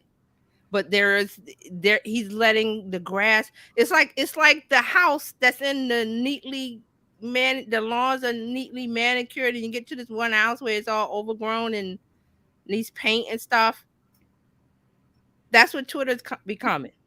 And here's the thing also with Twitter, it's all well and good, this whole, and Mark is right on the money with that. I think that the masses have taken freedom of speech to mean all, and it's not just the government. So the modern conceptualization of that in the minds of the populace is everyone. And what ends up happening is when you allow that freedom to ring, not to pun, but that freedom to ring, that's when you get extreme voices that come out. And that's why we had a January 6th. Not to get into it, but that type of language it wasn't Twitter per se, but it was on social media platforms. So, right. Especially extreme ones. So that's how that happened. Mm-hmm. So, again, you can't take us anywhere. This is why we can't have nice things. Exactly. I agree. I agree. But see, now we're getting, and we had this. They had this with YouTube years ago. It was like, okay, YouTube is suppressing our freedom to make videos. No, YouTube said you can't make money from it because we have a business model where we need advertisers that are going to want to advertise with us. That's how we stay in business. So they were using this YouTube suppression. YouTube is taking away my freedom of speech. No, you can say what you want. You can't make money from it. That's all. So if you were all about the money, then that shows where you were from the get go. They got mad with Twitter, or not Twitter, YouTube, and blah blah blah. This is a few years back. So this is where we are. I said on Tuesday, I said Twitter's not going to last. It's not going to last. It doesn't have a strong, steady leader. Well, I think Twitter is just going through regentrification. It'll be okay. It'll be all right. It's not. It's the people that use it are looking for other. They're jumping ship. Exactly, regentrification. So they're moving out the neighborhoods because again, it's undesirable right now, and then we'll move back in, change the wallpaper, and everything will be fine. Yeah, app has to use DAUs. They don't have that. That's going down. They have to have new signups. They don't have that, or they have the wrong kind, and they need advertisers. They don't have that. I think it's GM, Pepsi, Peloton, a whole bunch. I could name a bunch of corporations that they've stopped. Matter of fact, the company I used to work for, IPG, has recommended to their clients not to advertise on Twitter at all. And this is a global company. So this advertising agency told people not to run ads. I've never heard of such a thing. That's how we make money, is when they run ads. So they said, do not run ads on Twitter. So where's the oxygen coming from? So I'm thinking, I want to, after the dust settles, because everybody's got opinions right now. Everybody's writing, all of the news media are writing little stories. Because they don't know, right? They think, this might happen, that might happen, right? Everybody just speculating. I'm like, okay, let's see what happens after dust is settled. Right. And here's it's what's only really been a going week. on. It's only been a week. So we'll see. But I'm still there. I still have my account. I got stuff on automatic, but a lot of people that have conversations there are leaving. Like conversations. Not posting in, conversations. Those people are leaving. So okay. We'll see. Yeah, because some of the people that I follow on there, I'm not seeing all of the rah. I'm just seeing, maybe because I've curated my feed. I'm not seeing all of the flame. Right. I don't see the crazy stuff either. I just see the people I follow talking about the crazy stuff. Like, oh, did you see that fire over there? I'm like, no, because I don't follow that people that started the fire. So, but it's there. And things are changing. So okay, whatever you guys got going on there. So that's it. That's what's happening this week. So and the Twitter thing is gonna be a fire that we all watch burn. That I can say that we're gonna watch it burn. Yeah, I'm like, okay. And you can't say an app is too big to fail or whatever. Oh, no. What happened to MySpace? What happened to what was it, Vero? A bunch of stuff that have gone. So MySpace is still out there, but do you want to be over there? That's kind of like I think they did some musicians were trying to use it like a music kind of platform, but it reminds you of the mall that went like a ghost town. Yeah, it's a ghost town. It's kind of like there's nobody here. And tumbleweeds are flying by. What? And the thing is, nobody knows what's gonna happen. Everything's in the mind of Musk. He owns it, so he's driving the car. There you have it. And that's your social media news and update for this week. Okay. All right, Dr. Tati, you have the floor. I like the floor. Good afternoon, everyone. It's afternoon on the East Coast anyway. I hope you have had a smashing week. I, for one, have had a fantastic week. Very busy, but very fantastic. And media has had a busy week as well. But first, let me greet you all by saying Happy Jollof Rice Day. It's really not Jollof Rice Day, but if you look at Google today, take a look at Google, and I dropped it in the chat. I don't know if one of you can play it, but I dropped it in the chat on Facebook, and they have a doodle dedicated to jollof rice. That is like one of my favorite dishes. For those of you who don't know, jollof rice is a West African dish that is rice, of course, and it's got tomatoes, tomato paste, peppers, curry, all sorts of wonderful things that are cooked into the rice, and it is the basis for North American dishes that you will get from arroz con pollo in the Spanish-speaking Caribbean. Also, in Dominican Republic, they have something very similar to jollof rice. And then also in New Orleans, jambalaya, that is basically jollof with New World addition. So it is the basis of a lot of New World cuisine, as well as it is across West Africa. And really, jollof is originally it's from Senegal. And Senegal, it's Djibouti. And it has a lot of things in it. It has been adapted across West Africa. So I don't know if you can play it, but you'll get to see this cute little Google Doodle. Terry, you see it? Yes, I see it. I'm going to push play, I think, on here. Push play. Let's see. Oh, waiting for something. Let me see. Why are we not pushing the play button? We've got it up on the screen, Dr. Tachi. Yeah, I see it on the screen. I'm like, why is it not playing? Oh, no, scroll down. You have to go to the actual. Down here. Oh, okay. There we go. The YouTube link.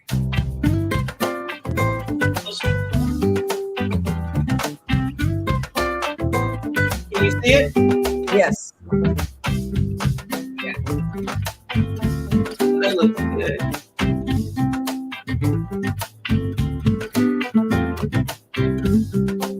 You're teaching us how to make it.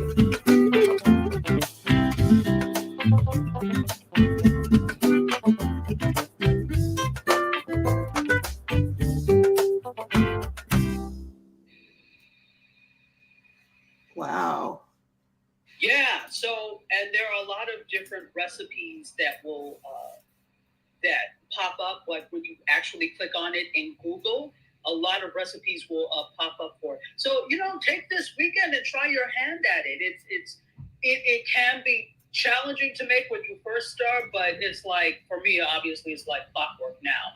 And so people ask, do you have a recipe? I do not, because I don't use a recipe when I make it. And that's with a lot of people and their food. But check it out. So I'm deeming this Jollof Rice Day. Happy Jollof Rice Day. Yay. So let's talk about some other news. Okay, I found this very interesting. We all watched, I think all of us on here watched the Anna Delvey story on Netflix, right? What's it called? The Making of Anna Delvey? Well, she's still at it. She still has an ankle monitor. She's 31 years old, but the ankle monitor is not stopping her because she is launching a dinner series out of her East Village apartment while she's under house arrest. My thing is, like, how is she living in the East Village? I don't get it. But again, for those of you who don't know, she's a Russian-born con artist who defrauded a whole bunch of New York socialites and financial institutions out of a combined $270,000 because she posed as a German heiress. And this took place over 4 years, from 2013 to 2017. Now, if that was one of us, we would have been caught the hour after we tried to pull one of these things. So she's trying to launch a dinner series, even though she's under house arrest and has been under since early October. So she has a publicist, and appears that she's looking for table settings, general table decor, alcohol, and items for gifting and other donations from food and beverage brands. The audacity of hope. I'll just say that. This is real life audacity. So she said each dinner will welcome 10 to 12 VIP attendees, including well-known founders, influencers, media, and celebrity talent friends.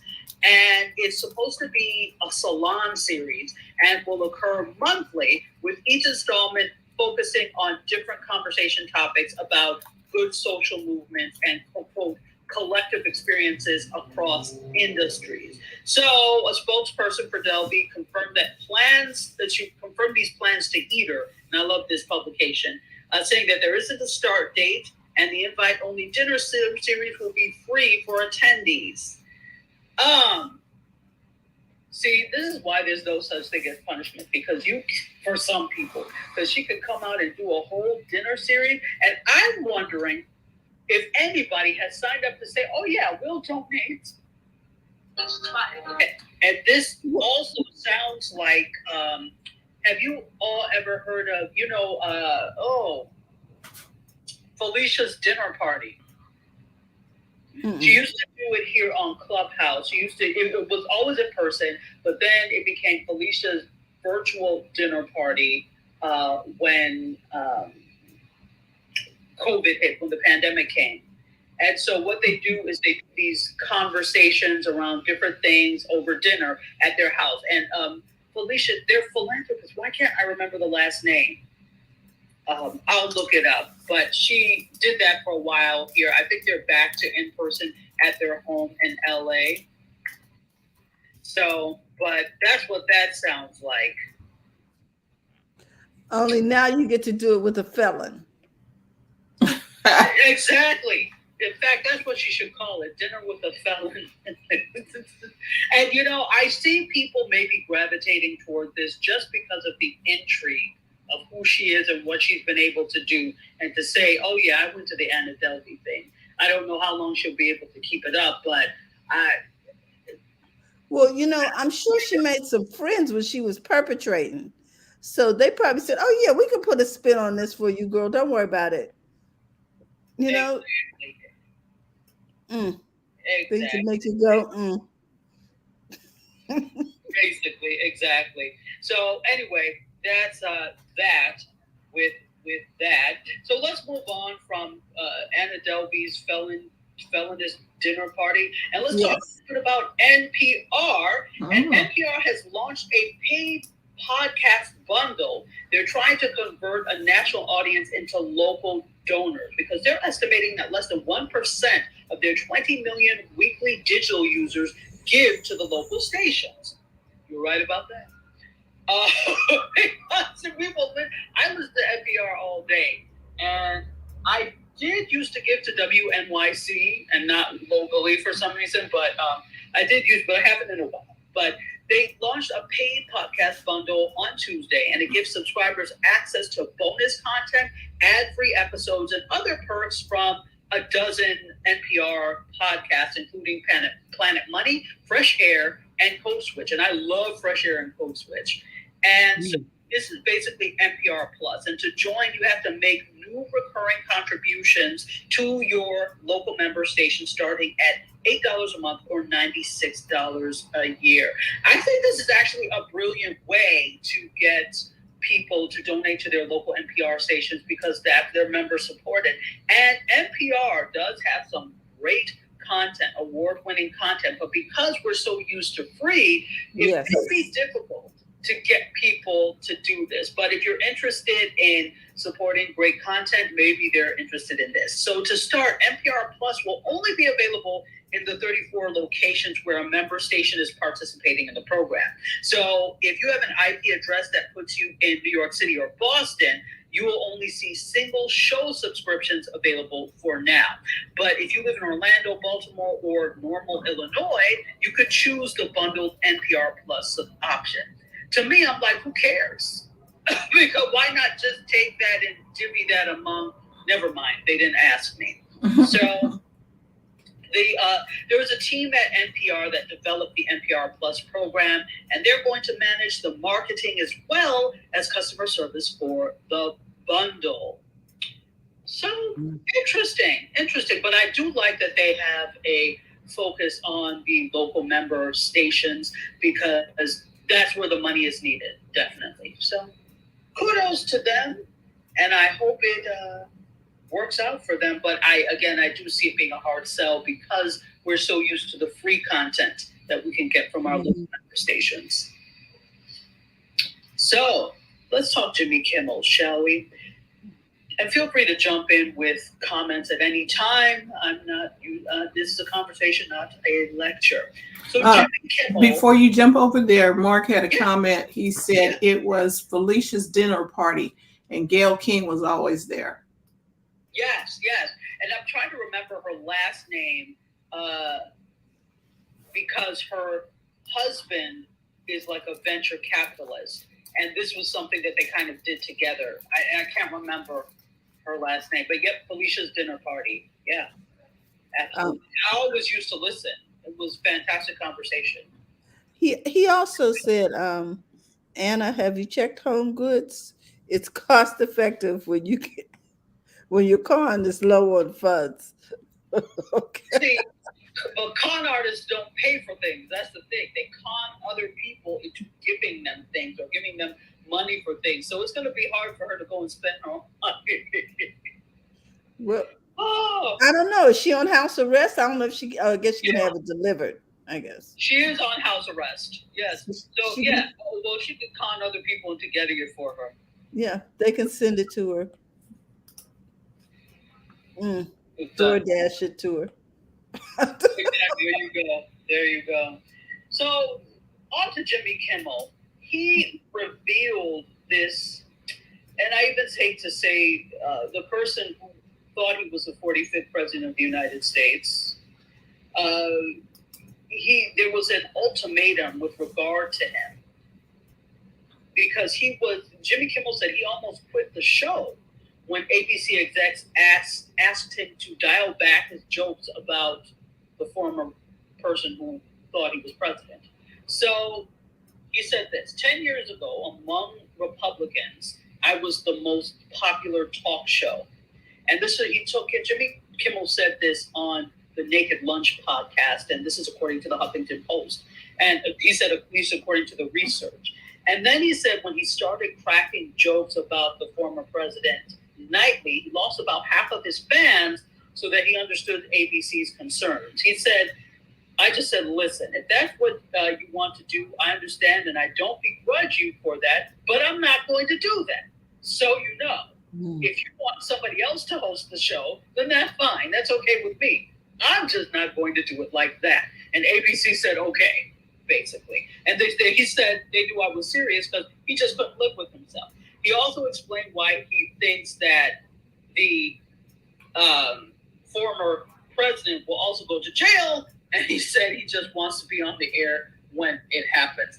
Very interesting, but I did not know that ABC asked him to dial back, and he said nope. And they just, so it just goes to show you that sometimes you have to stand in your convictions with things that people will back down.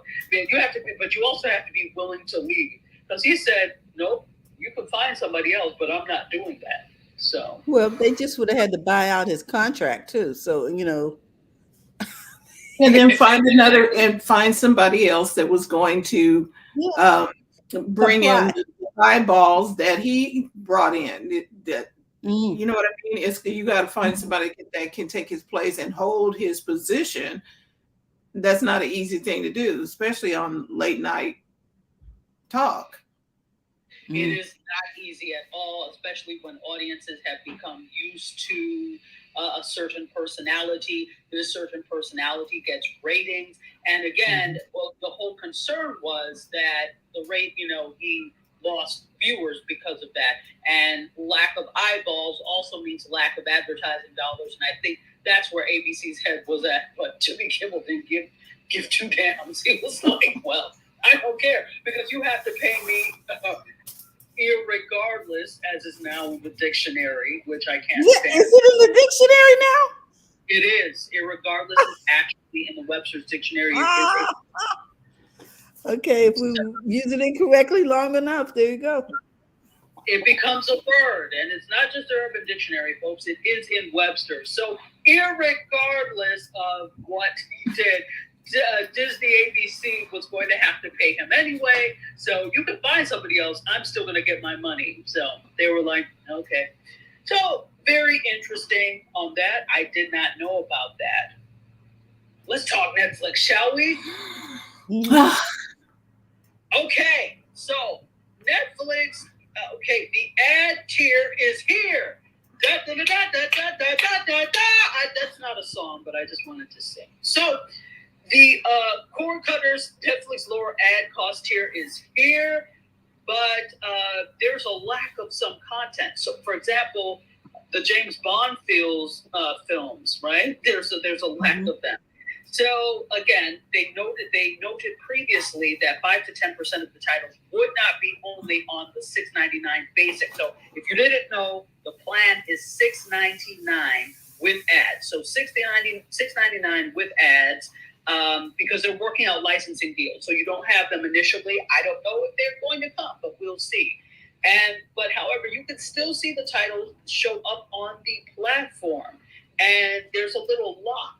If you look and you have that plan, the available content is there. There's just a little lock in the corner saying, ha, you can't have these, basically. And it's telling users to stay away. So if you want to check out New Girl, nah, girl, you can't. It's not there. Because you won't have a place there. So apparently, Lost Remote has scoured the Netflix's search function, and they went through each letter of the alphabet looking for any title with locks. They noticed that more than 250 titles are not available on the U.S. version of Netflix's ad tier plan, which are some of the streamers' biggest draws. So let me give you some of them. Minions and More, 1. Blood and Bone, Gabby's Dollhouse, Battle Los Angeles, Rambo Last Blood, that's okay. Vampire Academy, The Alchemist, Bounty Hunter, The Book of Henry, Lee Daniels, The Butler, how dare you? Blue Jasmine, and there are a bunch of other ones that like Daddy Daycare, etc. And it seems that there are a lot of children's things that are not available on that. So this will affect those people that are really looking for, I mean, if you want children's programming, go to Disney. But if you're looking for some of these other non-Disney things, and that was your reasoning for having Netflix, and you want a lower tier, it may not bode well for you. Go ahead. I'm thinking, okay, if I've seen Daddy Daycare already, am I going to watch it again? Probably not. I don't, that was the whole thing when DVDs were a thing and VHS tapes. I wasn't buying it. I saw the movie. I'm not buying that to have it just sit on the shelf for me. And it's the same thing with Netflix. I'm not going to put it in my favorites or something. I'm not watching stuff over and over and over. I don't understand that. I don't even watch Netflix anymore. It's just there for the kids. When they come over, they still watch it. Use it. So but for me, that's the thing. Children Kids don't get tired of things as much as quickly as adults do. So if you have a child or grandchild, they can watch the same movie 10 million times and say, "Can we watch?" That's how we did with "I'm Gonna Get You, Sucker." So, yeah, I agree. I agree with the kids, like, because Frozen has become frozen in some people's mind, but I understand that for kids. But the other stuff, I'm not watching Rambo again. Right. There's some things that it just doesn't make any sense, and it makes sense. But the thing that I will march to Netflix about is Soul Plane. Yeah, so Soul Plane is on that list. If you are interested in watching Soul Plane, it's not there. So obviously they have a long list, and you know what I'll do if you're interested. I'm copying and pasting this right now onto Facebook. So it's from Adweek, Lost Remote, and there's an entire list of shows that you cannot get there. That's some good research, Lost Remote. Good for you. Yeah, they did a deep dive. It's a serious deep dive. I hope the person was well compensated who did it, the author. Any case, so that's what's happening over there. And I'll give you one more story because we are coming to time. And this story is actually, you know what? How about I give you the what the hell is this that I talked about? I love that. I love that segment. Go ahead. Okay, so let me find it. Here we go. Here I found it. And I have to preface this by saying today on What the Hell is This? Elon Musk has launched a burnt hair perfume to help pay for the truth. A what perfume? Burnt hair. Burnt hair. Burnt hair. Like- Burnt hair. Yes, Okay. hair. Yes. Okay. As in brick, charcoal, briquette, singed, torched. Yes. So obviously, this Twitter buyout is coming with a huge price, and to defray costs, he's launched a perfume which is being sold under the Boring Company. And as you know, the Boring Company launched the flamethrower and all of that. And it's called Burnt Hair by Singed. And the scent is being described as, quote, the essence of repugnant desire.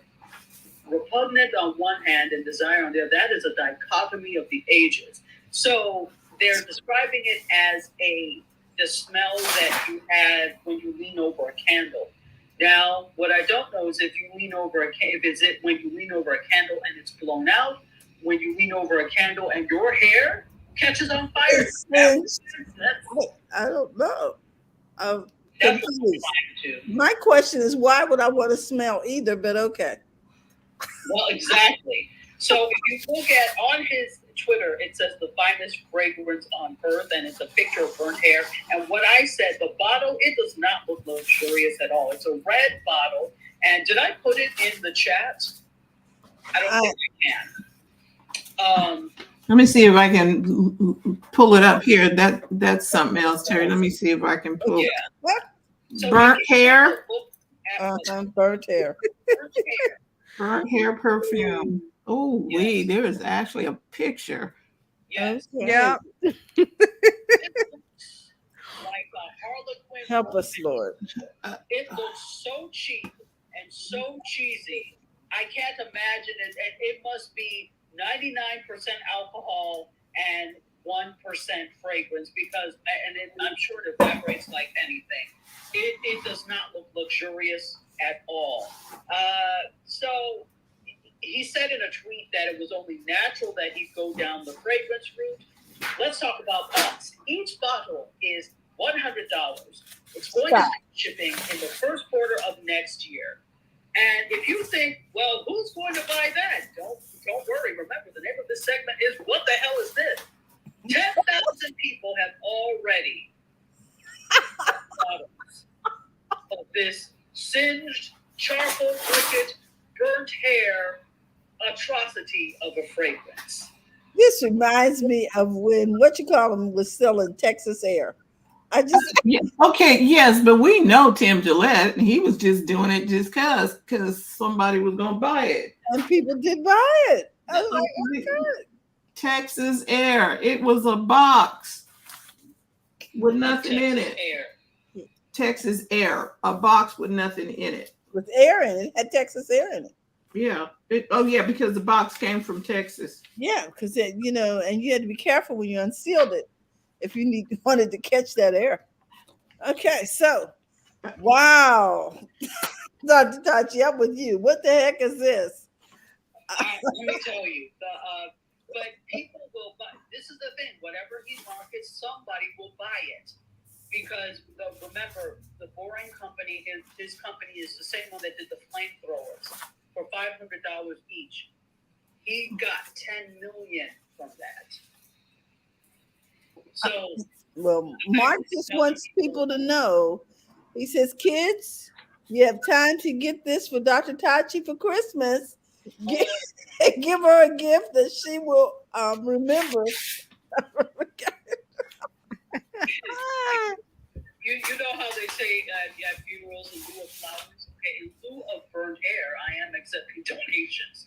So I'll take that. Well, it is a conversation piece. It is Ooh, an It is, item. and it could I'm be s- a collector.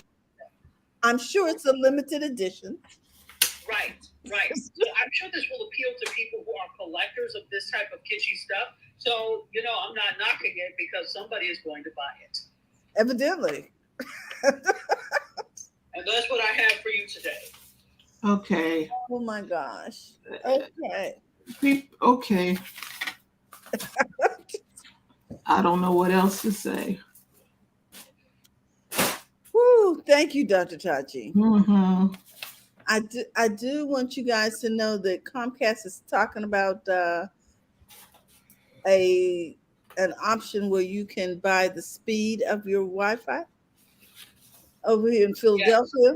Yeah, for now, Comcast is reserving these faster uploads for subscribers who pay extra for its X-Fi Complete option. We'll talk about it next Friday. Yeah, okay. So they gonna throttle you for some other Yes, the okay. $25 bundle discounted to 20 through the end of the year already includes rented cable modem and Wi-Fi system, $14 separately, unlimited data instead of the 1.2 terabyte cap. It enforces outside their Northwest markets and a set of online security tools. So in other words, if you want your stuff to go faster, they're selling you a bundle because they can't get new folks. So they're gonna throttle us. They're starting in Philly, and I'm sure to move west soon. Yeah, I'm gonna have to go in there and talk to them because that was the whole reason for us getting it. Do not put me on a plan or anything. Just give me what is the gig speed and leave me there. Don't touch anything. So now they're changing the rules of engagement. They are. So I just wanted you to know if Mhm. your Xfinity is acting interesting, you might want to find out. Are you now tiered? And with that, we want to thank Dr. Tachi. We want to thank TJ. We want to thank Fran. And Thank we you. want to thank you all for coming in today. And we want to give a shout out to Mark, one of our super fans. He says, "Are you on fire or do you smell like it?"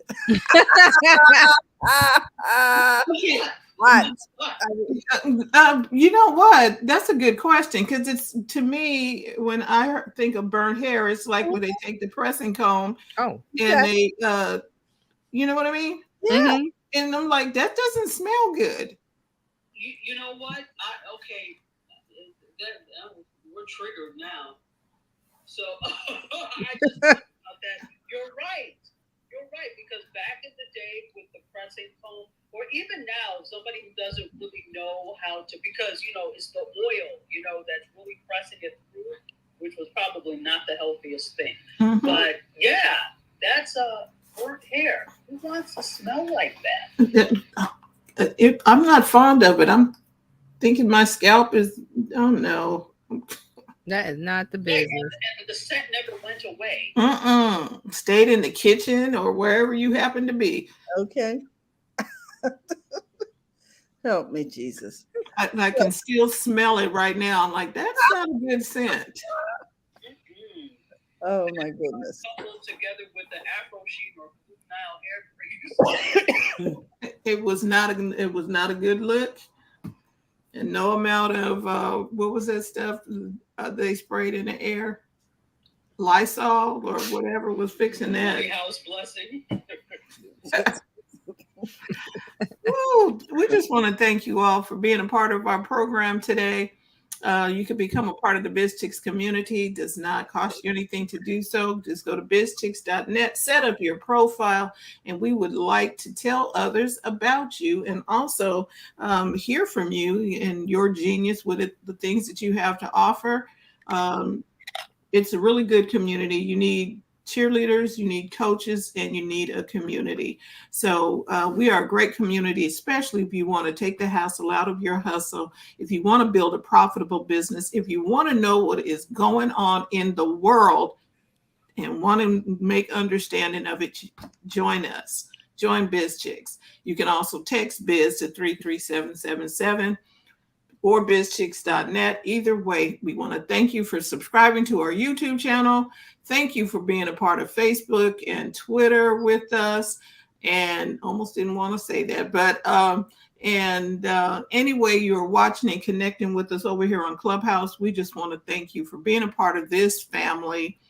Looking forward to First Monday. We have Jarrell Austin coming in. She will be our guest on First Monday. We want you to come and be prepared with your elevator presentation, because we want to know what it is that you do. Want to give you a chance to shout out your business. So that's this First Monday coming up. And Terry, I think that's all I've got. We just want to thank everybody for tuning in. We want to give a shout out to Dr. Tachi over there in Florida, to TJ in New York City, to Miss Fran in California. And we want to thank you for taking time out. We're here Monday through Friday at 8 a.m. Pacific time, 11 o'clock Eastern Standard Time, and 10 o'clock Central Time. And we look forward to seeing you soon. With that, remember, it's okay to make money in your business. So go to the front of your own line. Bye-bye, everyone. Bye. Bye-bye. Thank you.